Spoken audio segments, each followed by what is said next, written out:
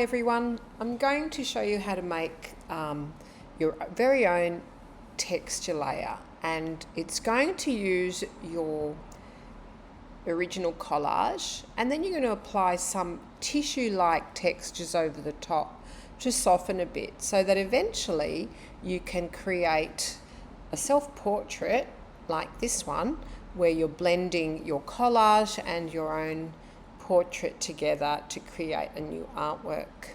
Okay, so what we're going to do is we're going to open up our collage. So we go File, Open, and you're going to look for your collage. So here's mine there.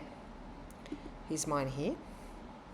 Okay, so I might actually rotate that so that it's portrait. So I'm just going to go to Image and Image Rotation 90 degrees clockwise, and I think I'll just crop it a bit too because there's a lot of sort of the desk in that one as well. So I'll just get rid of that. Maybe crop it close. There's quite a bit of white there. Okay, click Enter. Now you'll notice here is my layer palette. You will need that, and palettes are really useful for things like moving layers around, selecting layers. So another palette that you will need is your history palette. So if you go up to Window, just select History, okay? And that's really good because you can sort of delete things that you've done, but then you can also go back and go forward in time again. And if your layers are not there, just go Window and make sure that that is clicked. And if your tools aren't there, they're just here. So make sure they're checked. So you'll need all that.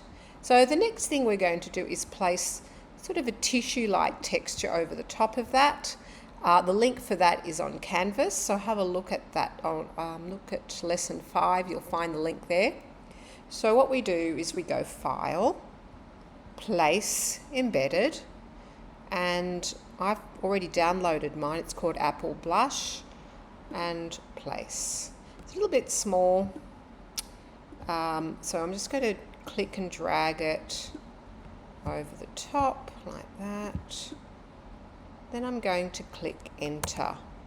Now, what you'll notice here is this kind of little rectangle icon, and it basically means it's a smart object which cannot be edited.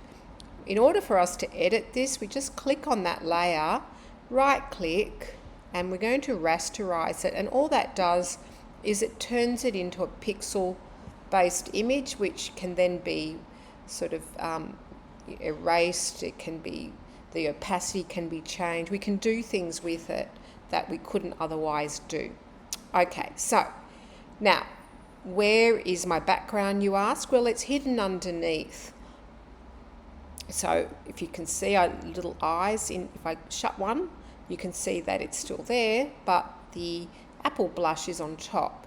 What we're going to do now is just click on Apple Blush, and over here is opacity, which means how transparent it is. And I'm just going to dial it down so I can see a little bit. I want to keep a lot of it sort of covered, but it's up to you really, because then I'm going to uncover the bits that I really want to show with my eraser tool. So over here we have an eraser tool. There it is there. Make sure it's the eraser tool, click on that, and whenever you click any tools, these options change.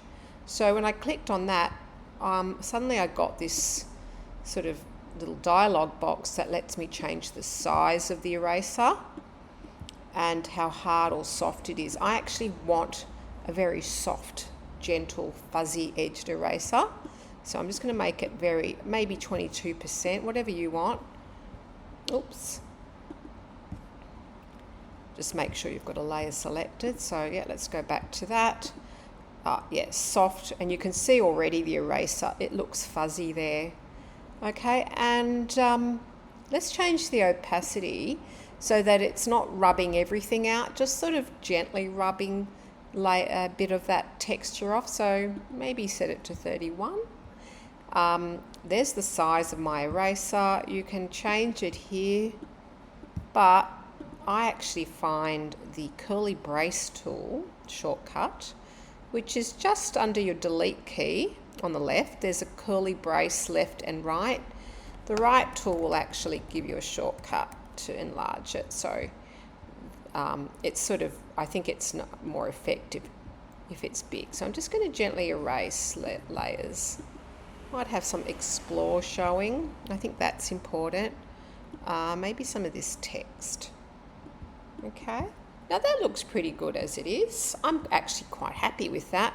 But I did say to add another texture on top. You don't have to, but I will. So all we have to do is go File, Place Embedded, and then find your second texture, which, here we go, here's one here. I'll use that one. Put that on top. You know, you can put as many as you want, really. Click Enter. Again, what do? I rasterize it first. So right click, rasterize, and then I can change the opacity. Okay, I'm liking that already. Got my erase already set up to go. And I'm just going to very gently, you know, erase some bits that I want to show. And this is why it's important to find, you know, imagery and words that are meaningful to you, because then that way when you combine this with your self-portrait, it sort of creates layers of meaning. I'm pretty happy with that. So now I'm going to save it. So all I have to do is File. Now you're going to save a copy because this allows you to save it as a JPEG. So File, Save a Copy. I'm just going to save it as a JPEG. If it's not there, select it. Okay, I might call this, I'll call it Texture 1, because you might make a few more. And just save it in a VA folder on your desktop or on your documents section of your laptop. I'll just save it in my downloads for now. And I click Save. Okay. Pick maximum, so it's a nice big file. You don't want it to be pixelated when we eventually print these off. And there you go. You now have a JPEG that, I go to downloads, here it is here. Yeah, it's ready for me to use in Photoshop, and there's no layers, which is good because we don't want it to have all these layers when we're blending it with our own portrait. Okay, so that's it. Have a go and have it ready so that we can combine it with one of our 14 Days of Me portraits next lesson. Thanks, enjoy.